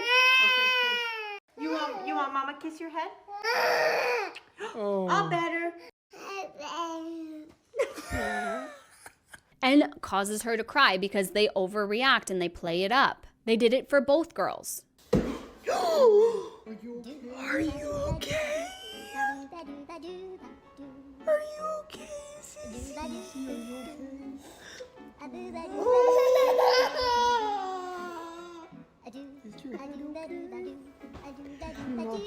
Did Daddy knock your noggin? Yeah, that wall is bad wall. Here's your sleep sack. Here you go.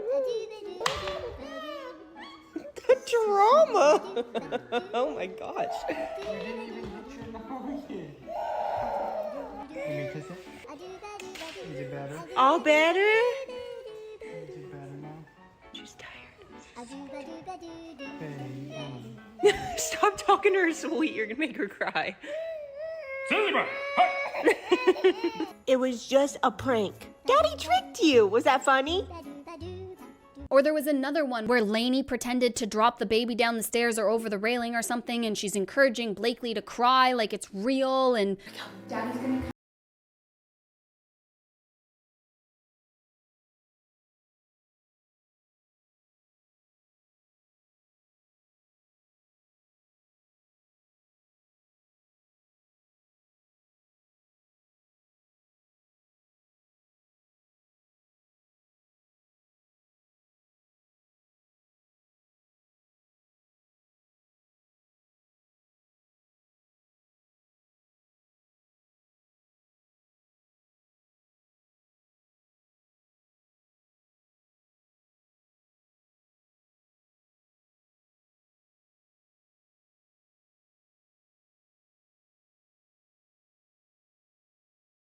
joke. That was awful. Or there's this trend / prank that really is upsetting and borderline abusive. It is abusive. The egg cracking trend, prank, whatever you want to call it. Making breakfast? Can you bring Daddy the bowl?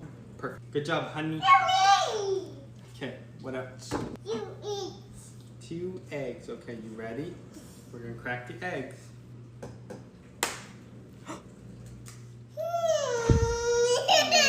That poor baby was so excited to help her parents with breakfast, only to get an egg smashed in her face.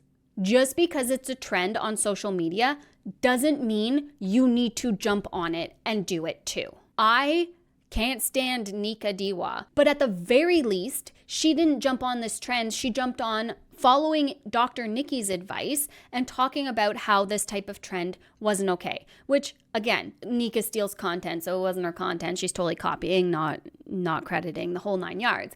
But here's Dr. Nikki's response to that.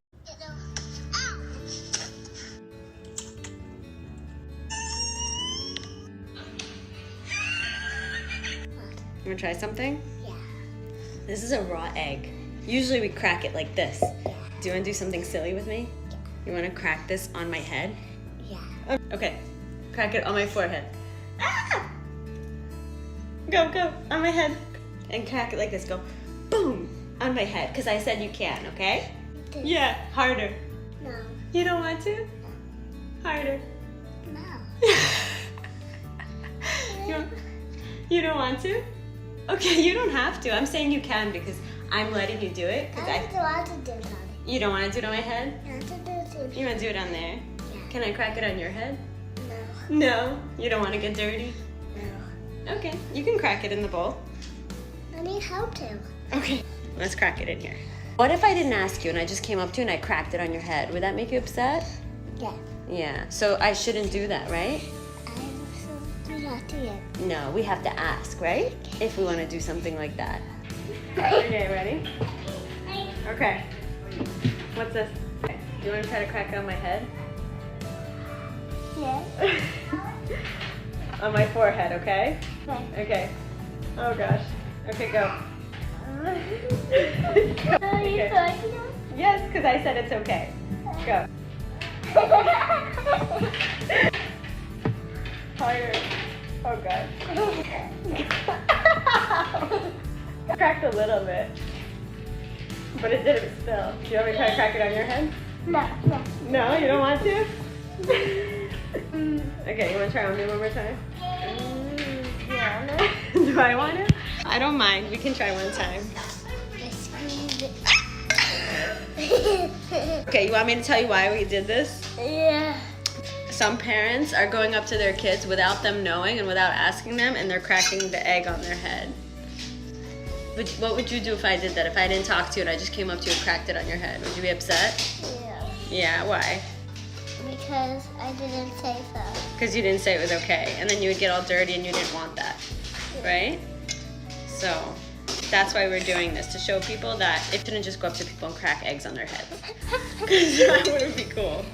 If you got a phone call from your child's school saying that somebody came up to your kid in the middle of the cafeteria and cracked a raw egg on their head, just out of nowhere without your child knowing that this was going to happen, and then your kid started crying because they had raw egg dripping down their head, and it was videotaped for everyone to see and then sent out to all the students at the school. So you go and pick up your kid has raw egg dripping from their hair, from their face, and they're crying. Would you think it was funny? Probably not. You'd probably be really, really angry at whoever did that to your kid. So why do parents think that it's okay to do that to their own kid? It's great to be playful with your kids, but if both parties aren't having fun, if both parties aren't laughing, then that's not fun for them. And if that's fun for you, that's kind of weird. Don't be your kid's first bully. And I'm really, really not trying to clutch pearls here. But who came up with this? And why would you do it? Why would anyone think that assaulting a child is funny? And why would you film yourself doing it and post it to the internet? And that's why I am so quick to say that money, social media attention or accolades, and content is all that matters to these two asshats. And overall, it's really quite disturbing. And I did some research on what this kind of stress and unpredictability can do to a little kid's body, because I was curious at what living in chronic stress is like. And it's very similar stress responses to what children who are abused by their parents suffer. Repeated pranking that elicits a stress response, that fight or flight response and distress without the immediate reassurance or comfort from parents that it's all just a joke, it's okay, is a form of unpredictable emotional stress. And it starts to destroy a child's sense of safety and security. And it also really messes with their attachment to their caregivers due to the lack of safety and security and the unpredictable nature that their parents constantly have them living in. And I found out while doing my research that this is also known as toxic stress, which occurs with the repeated activation of that fight or flight stress response and the spike in cortisol that comes along with it. And without that proper adult buffer and support, this can actually change their brain. It can alter the neural pathways or kill them, destroy them completely, change the brain's wiring and functioning, and damage the child's ability to regulate their own stress. Unhinged. And this has both short-term and long-term effects. Short-term, this looks often like heightened anxiety or hypervigilance because they're constantly scanning for threats because of the unpredictable nature of their parents. It teaches them that their safety is unreliable, and that can lead to emotional dysregulation, which can look like meltdowns or clinginess or even regression in sleep, and it can cause bedwetting as well, especially in children younger than 8 years old who have a hard time differentiating between a joke or real life. We talked about this when we discussed Piaget's pre-operational stage of development. Literal, here and now. They can't separate the difference between a joke or real life, especially if they're left on their own accord without any type of parental emotional support through it. And since the children start to no longer see their parents as a safe haven, as secure, it starts to mess with that secure attachment. And when it's not just a one-off, when it's repeated, it primes the body for this type of chronic stress overload. And that's just short-term. The real damage lies long-term because over the years, this type of stress compounds and it can actually reshape neural pathways and mess with immune function and even their hormone balance long term. We've all heard the saying stress kills. Stress is the #1 killer. That's because physically it can lead to debilitating diseases like diabetes or cancer or heart disease. It leads to chronic bodily inflammation when cortisol levels are constantly high, when there's no feeling of safety and security, which repeated pranks does to a child, especially a young child. The repeated fear raises the odds of being diagnosed with a generalized anxiety disorder or with panic attacks or even types of trauma responses. It can lead to depression and low self-esteem because the chronic stress fatigue cycle completely kills any resilience that the children have built. And then the trust issues from this unpredictable safety and security often translates later into trust issues with other relationships, friendships, intimate partners, or even authority type relationships can be damaged because of this. And frankly, this whole prank stuff turns parents into their kids' first bullies. And it's really disturbing to watch and to have it posted online as entertainment for millions of people to consume has that added layer of disgustingness. And not all pranks are bad. And one of the articles that I read that I will try and link down below said something along the lines of parents really need to know their children and their children's responses, and they need to be aware of everything we just discussed. If your kid is going to respond in a negative manner, if they're going to have a breakdown because of it, don't do the prank. Or if it's a prank that ends up going awry, happens, right? You could judge your resilient kid and push something too far. You need to have that immediate reassurance that it's just a prank, that everything's okay, it's just a joke, we love whatever. And that comfort and sense of security needs to be rebuilt quickly. Not carry on the prank to see how far you'll push them and how big of a cry you can get out of them. All right, you guys, you're surprised. This is what our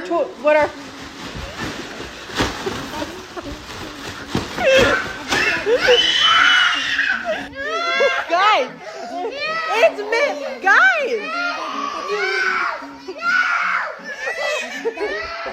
Guys, Bakey, it's Mr. Potato Head. It's Mr.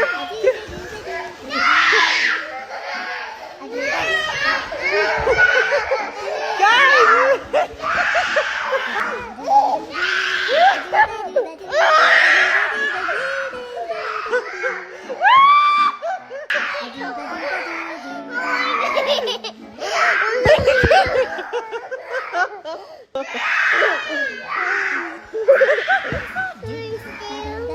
Guys,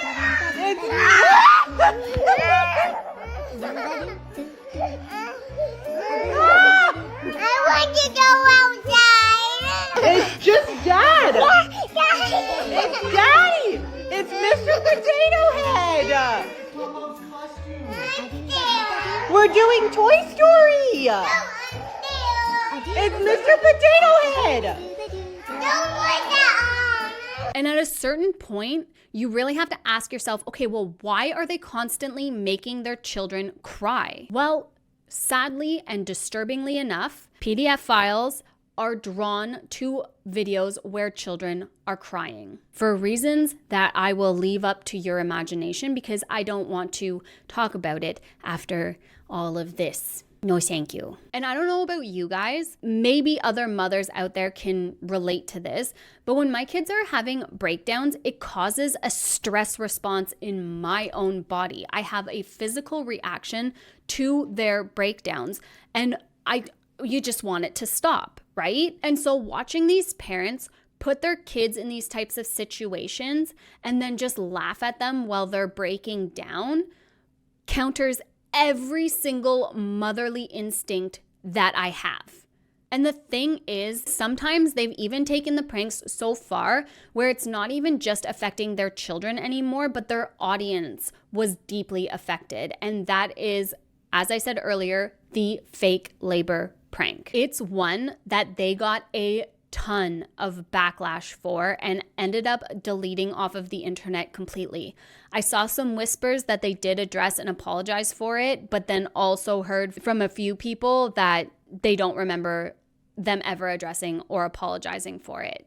We just got home from Walmart. Briar is upstairs with Daddy. He is trying to put her down for a nap because she is absolutely freaking grumpy. I don't know what's wrong. You know when your kids get to that point? Oh my God. Oh my God. I think my water just broke. You guys, I think my water just broke. Oh my gosh. I literally just think my water just broke. Babe! Babe!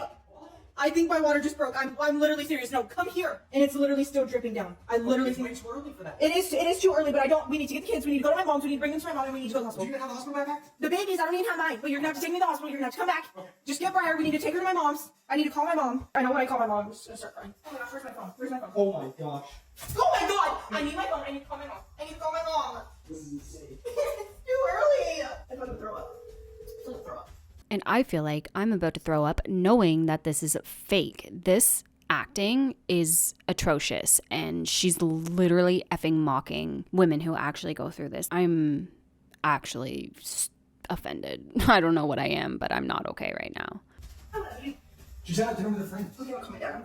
Okay, well, we gotta go. I know we have to go, but I have to tell. Okay, we gotta go. We just gotta call him on the way out. This is not the time for no one to be answering. Come on. We gotta go.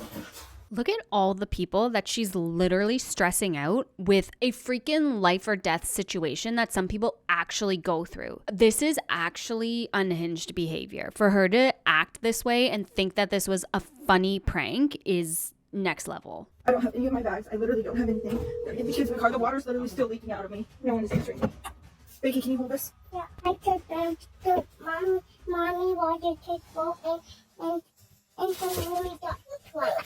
Oh my God, it hurts. It hurts so bad. Just all of a sudden, randomly.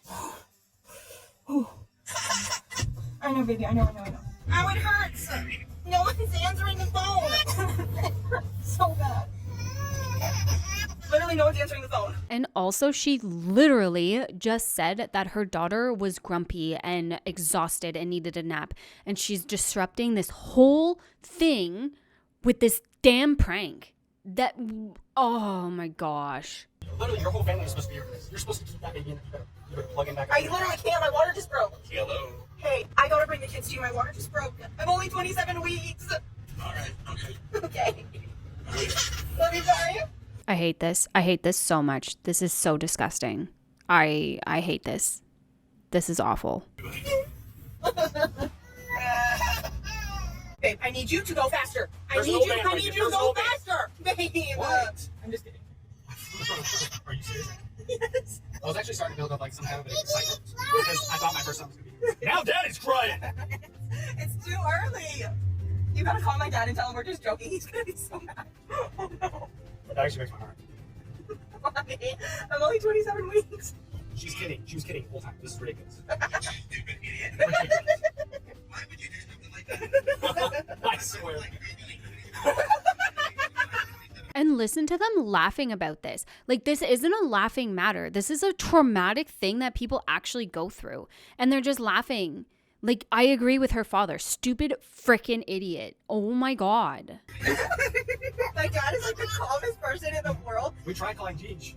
She didn't answer, so I'm like, we're gonna call my dad. Oh, I think I played a pretty good prank. I think that I actually made you believe. No, absolutely not. No, we're at home, baby. Mommy just playing a prank. Why we at home? Because Mommy was just kidding. She was being ridiculous. I know. I'm sorry, baby. Now she wants her brother to be here. Her dad wants her brother to be here too. But it's too early. Trying to keep my cool. You're cleaning up your water. Now you got Sissy Breyer all upset. You got Sissy Breyer, you got Dad, you got Vicky. Everybody's upset now. Alright guys, so now that Lane Lucas has given everybody a heart attack, it's time to actually get Sissy Breyer down for a nap and relax, because I don't know if I'm going to be able to cover that. I really was excited for my baby boy to be here, but obviously it's way too early. The reason it got me is because she literally showed me, like a few days ago, this little boy that was born at like 23 weeks, and it was so tiny. But we are 27, I was like, oh, okay, if it happened there, it could happen here. So it low-key freaked me out. And here's the thing. This probably could have been funny had she been full term further along. You know, like grown-ups vibes where they're like up in the cabin and she's like, oh, I'm in labor, you know, and everyone was like, ah. But that's the difference between, oh my God, the baby's coming. Oh, it's time. What, it's time? And oh my God, the baby's coming. It's not time. Do you see the difference in stress? Do you see how one can be considered a funny prank and the other one is just extremely out of touch? It is an extremely insensitive thing to joke about, a trauma that a lot of women live going into labor at 27 weeks. I was 25 and 5 when I went into labor with my daughter, and it was the most terrifying thing I've ever had to do to date. So to joke about going into labor at 27 weeks, even though the odds of survival are upwards of 90%, that's not without a long-term NICU stay, which is longer than 5 whole days, and serious medical intervention. And even at that, it can lead to long-term health problems or disabilities. Look at Rachel Hughes. She was 27 weeks when she had her baby Beckham, and he is in a wheelchair with severe cerebral palsy because of it. It's not something to joke about. It is a seriously scary reality that some women have to face. And it's one that I would never wish even on my worst enemy. I honestly can't even begin to describe the pure level of terror that I felt while I was sitting there in labor with my daughter and the NICU staff came in to tell me all the potential things that could go wrong by me having her now. Something that I couldn't avoid because my body just went into labor. Brain bleeds, developmental delays, autism and ADHD, physical disabilities. That's just to name a few, and that's basically common at that gestation. All of those things, ROP, lung issues, asthma. I have never been more scared in my entire life. So to see someone actually think that this was a funny joke to pull and leave her audience hanging on the what if, are you okay, is everything okay, is just the most out of touch thing I've ever witnessed in my life. And it's almost unfathomable that she could even think of pulling this as a prank, let alone film and post it to the internet, thinking that other people would find it funny. It's like, yeah, I'm just gonna go ahead and mock a life or death scenario that many families go through. What were you thinking posting something like that? And this might be me clutching my pearls because it hits really close to home. And I'm not the only one. I found a couple comments. My firstborn, a son, was born at 28 weeks and spent nearly 3 months in the NICU. It was no laughing matter, I can assure you. He had several setbacks where we were afraid we had lost him a couple times. He came home on a heart monitor and we had to take a number of precautions to make sure he didn't pick up any germs, etc., that could land him back in the hospital. He has had continuing issues due to his premature birth, both health-wise and developmentally. Fortunately, we still have him, but several babies died during our stay in the NICU. If Lainey thinks this is a funny prank, she should spend some time in the NICU to see what happens there. I am offended and saddened to see our experience cheapened by her sick prank. Or this one. This honestly gave me flashbacks. Bitch has no idea what it's like to have a baby prematurely. Pardon my language, but that was absolutely reprehensible. This crap that those kids are going to remember later on and wonder why. I swear, they really need to take action against these family vloggers because it's getting out of hand. They truly do not deserve to have children, and I don't say that lightly. Amen to this. I am literally in shock at what I just watched. Oh my God, why on earth would she do that as a prank? Call me superstitious, but I'd be afraid that it would really happen now. She is literally mocking her healthy pregnancy, for the most part, and thumbing her nose at viewers who could have experienced this very emergency. Lastly, involving her kids, especially Blakely, is utterly disgusting. The poor little thing asked if they were at the hospital. I am unsubscribing. This is up there with one of the most vile things I've ever seen. So as I said, that was a huge turning point for a lot of the Churco fan base because not only did they post it, period, but they also left people hanging before posting the final part because, you know, views, content, sympathy, whole 9 yards. And it's disgusting because it treated their viewers' empathy as a punchline in their joke. Many of the Churco family viewers are there for genuine connection because they genuinely care about the family. And I know we can all have a discussion about how that's very parasocial, but regardless, it completely destroys that trust that people have in the Churco family. And going back to what we said about pranks in general, they should be fun for all sides, for all parties involved. But this wasn't mutual fun. It was one-sided emotional manipulation to garner sympathy and views and clicks for social media clout. And then them deleting the video, don't be mistaken, that's not accountability, that is damage control following the huge amount of backlash that they received. And what this ends up doing, if we look at kind of the broader scope of things when it comes to creator and creator ethics, is this kind of content starts to normalize a shock value, shocking content or gross content and stuff like that. And it forces the audience to endure this type of emotional stress and response that they just didn't sign up for. They signed up to hang out with the Churco family and see their cute kids.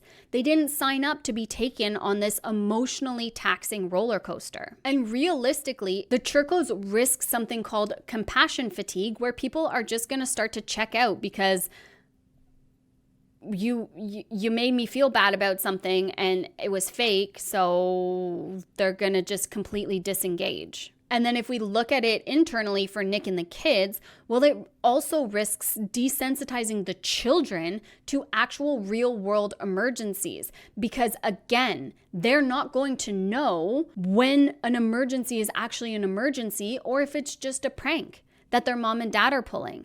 That's what these people are risking with the type of content that they post, the type of stuff that they put their children through.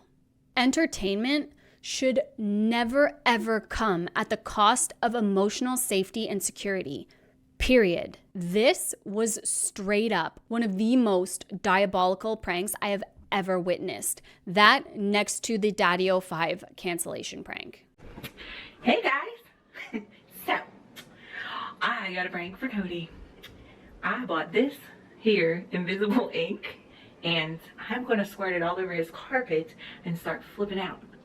Because you remember before, guys, you've seen our videos, you know, he got ink all over our carpet and we actually had to pay someone to come clean it.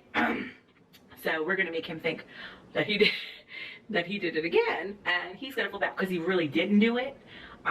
So we're going to see how this goes. Get your fucking ass up here! What the fuck? What did you do? What the fuck? What the hell is that? What is this? Cody! Tell me! I didn't do that! Tell me what you did! I swear to God, I didn't do that! Cody! Ink all over your carpet! I didn't do that! I don't have anything to color with it! Why did you do that? You ruined the carpet! Get out of here! Mind your I didn't business! do that! Mom and Dad, I didn't Oh do my it! god! Oh my god! You know how much that... I didn't do that! I swear! Cody, I didn't do it! you're taking it... They're fucking lying again. I Like didn't do seriously? that. Yes, they did. They did it. We didn't do Okay. this! I don't have anything to do this! We didn't Make sure it doesn't stop recording. You two did this. You know damn well you did it. Stop trying to play me out! You did it. Stop trying to play me out! Play me Hold this fucking camera! Hold it! Hold this stupid camera! Good! We want to put ink all over the fucking place! What is that? Invisible ink, it dries and comes out. It's already drying up! Look, it go away. When it dries, see, look over here. Going away. We got you both. You were innocent bystander. Yeah. You just got owned. It's just a prank, bruh. Ultimately, at the end of the day, the Churco family have the right to raise their children however they want to raise them. But when it crosses all these ethical boundaries and lines, that's where I come in and say, hey, this isn't okay. And this is all being done against the children's informed consent. And if their parents aren't going to stick up for them and their emotional safety and well-being, I'm going to be here and shout it from the rooftops and try and make what impact I can. Even if they just stop pranking their damn children, I will be happy. You know, they've set themselves up for family vlogging being their only source of income, exploiting their children is the only way they're getting paid, whatever. Stop damaging your children's mental health and emotional well-being. That's where the line gets drawn. That's where you really see how monstrous these people truly are and where their priorities lie, which is in the content, not their children, filming content for entertainment for their audience. Their priority is their audience. But I think we have made it to the end of this deep dive. Thank you so much for joining me today, especially if you made it to the end. You are a champion. Go you. Even if you didn't make it to the end, you won't be seeing this, but thank you anyways. Please don't forget to like and subscribe if you enjoy deep dive content into other creators. Comment down below who else needs to be covered because I got a laundry list of them, but I always like to hear from you guys so that I can know what you guys want to see because I am here for you and obviously for these poor, innocent children. I feel so bad for them. It's awful. But I hope you guys are having an absolutely fantastic, wonderful, amazing, epic day wherever you are in the world, and I will talk to you guys soon. Bye, guys.